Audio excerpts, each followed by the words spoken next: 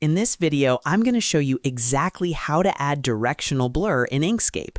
This is a really useful effect when you want to create motion, speed, or dynamic movement in your vector artwork.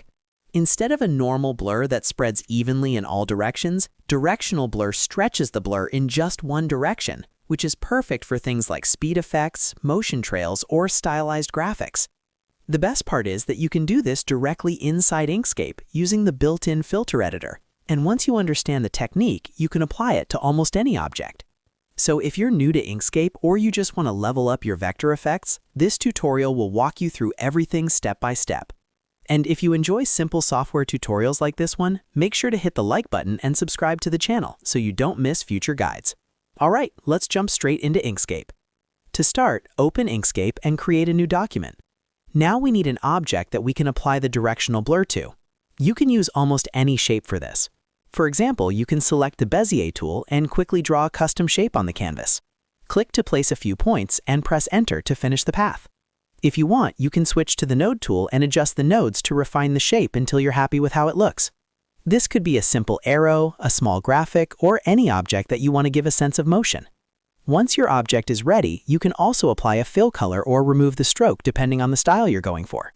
The important thing is simply having an object selected so we can apply a filter to it. Next, we're going to open the Filter Editor. With your object selected, go to the top menu, click on Filters, and then choose Filter Editor. This opens a panel where you can create and control custom filter effects in Inkscape. Inside the Filter Editor, click the button to create a new filter. This will generate a blank filter that we can start adding effects to. Filters in Inkscape are built from different filter primitives that stack together to create the final visual result. For this effect, we only need one main primitive, which is the blur. Now click the Add Effect button inside the filter editor and choose Gaussian Blur. As soon as you add it, you should see the blur applied to your selected object. At first, it will probably blur in every direction, which looks like a normal blur effect. But what we want is directional blur, meaning the blur stretches only horizontally or vertically.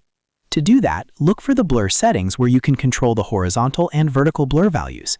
You'll notice that these values are usually linked together. When they are linked, increasing one increases the other, which keeps the blur even in all directions. To create directional blur, simply unlink the values. Once they are unlinked, you can increase the blur on only one axis. For example, increase the horizontal blur while keeping the vertical blur very small or even zero. This creates a streaking effect that moves in one direction, giving the object a sense of motion or speed. You can experiment with different values until the blur looks exactly the way you want. Now, there's one important thing to understand about directional blur in Inkscape.